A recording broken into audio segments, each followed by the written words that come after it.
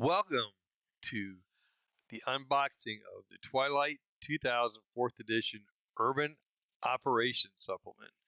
This is something a lot of people have been waiting a long time for. I waited a little bit longer than everybody else. I wasn't super impressed at first, but for the virtual tabletop options, I definitely wanted the maps that came with this for my campaign. So I figured if I was going to buy that, I might as well go ahead and buy the physical copy as well. So let's go ahead and get into it, and let's see what we get inside of this.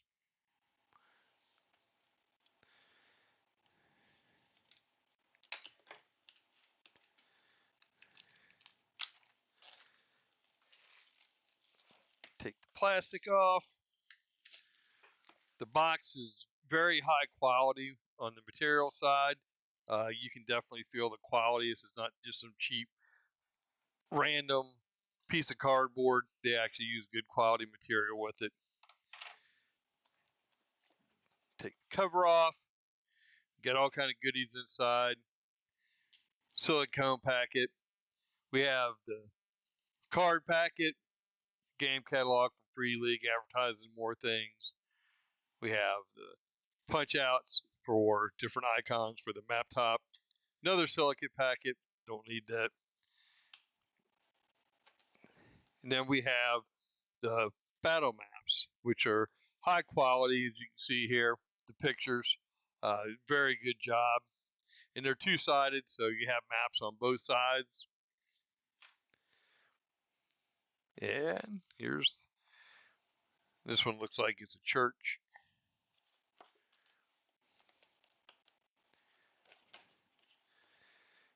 We have several more here. This one looks like an apartment building. This one is an exterior square with apartment complexes around it. High-rise buildings on this one.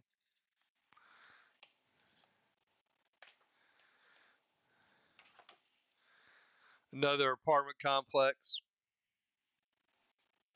This one looks like it's a hospital with a helipad.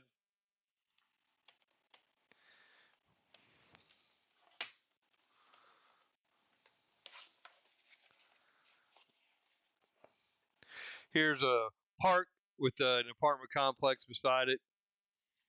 And then on the back side, we have a little park. This one's got a crash airliner. Crashed into some apartment buildings. This one looks like a power plant. And then we also have a rail yard, of course. You always have to have a good rail yard in the city operations. And then another, looks like another hospital location, different from the other one. Then we have the larger maps. This one definitely is a scenario map, as you can see. There's helicopters and tents in the middle of an apartment compound. This one looks like some kind of a power plant again.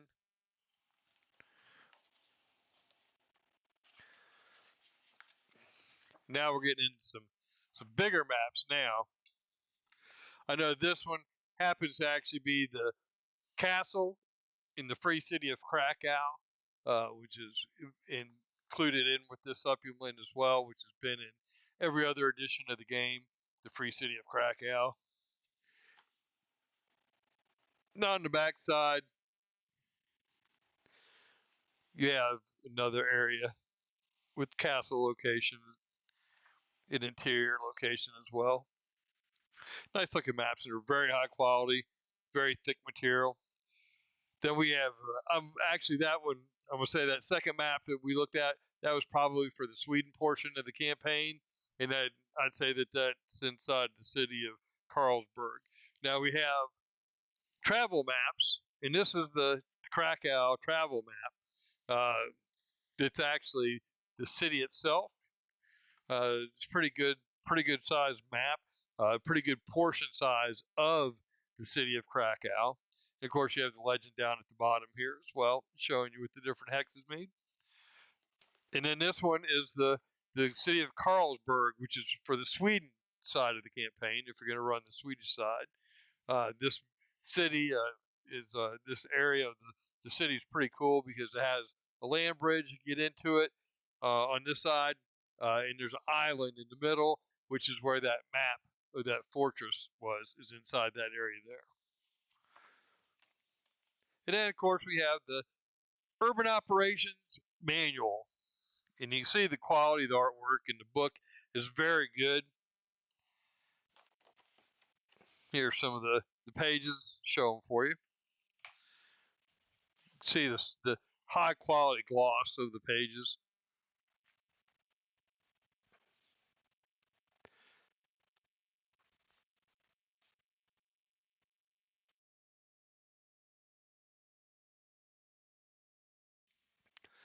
And the artwork is impeccable with the Free League products, in my opinion. Their artists are some of the best artists for gaming out there currently. So, as you can see, that's the Urban Operations box set. We have the smaller things that I can pop out here for you. So I'll put these up to the camera so you can see the different tiles.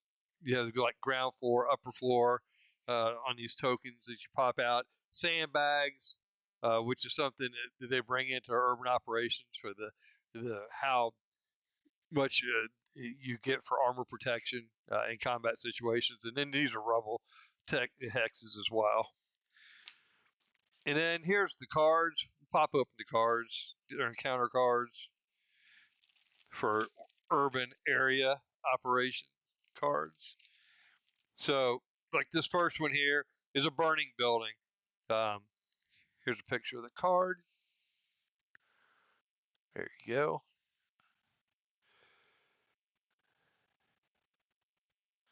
So the card on it says, a building burns along this road. A man frantically tries to rescue objects from inside. If the PCs help, he'll split his belongings with them.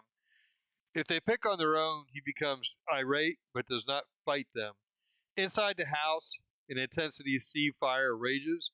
Each round, a PC can make a scrounging roll to find an item on the scrap table on pages 144 through 145 of the player's manual. A total of D6 items can be found. So that's pretty cool. And then there's other ones. Here's like this one's a robbery card, a sniper card. We have a dying spy card. I think that one gives some good ideas for continuing adventures. We have a gang card.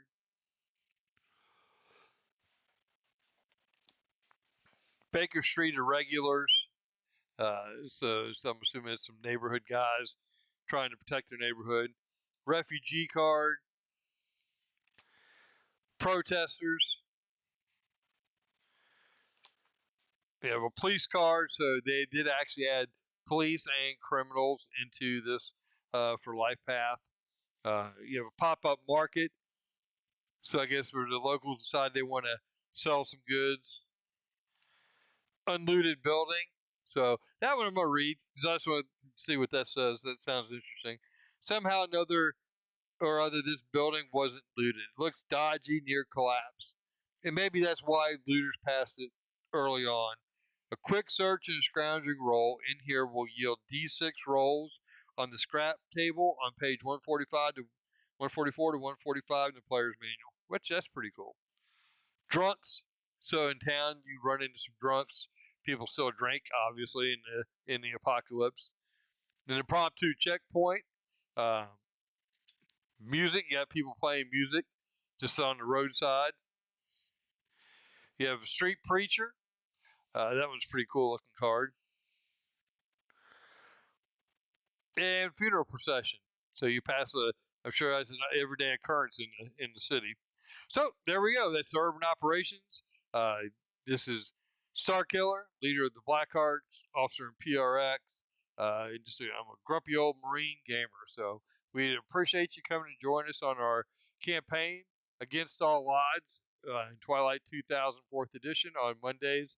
So it'll be on from 7 to 11 Central Time.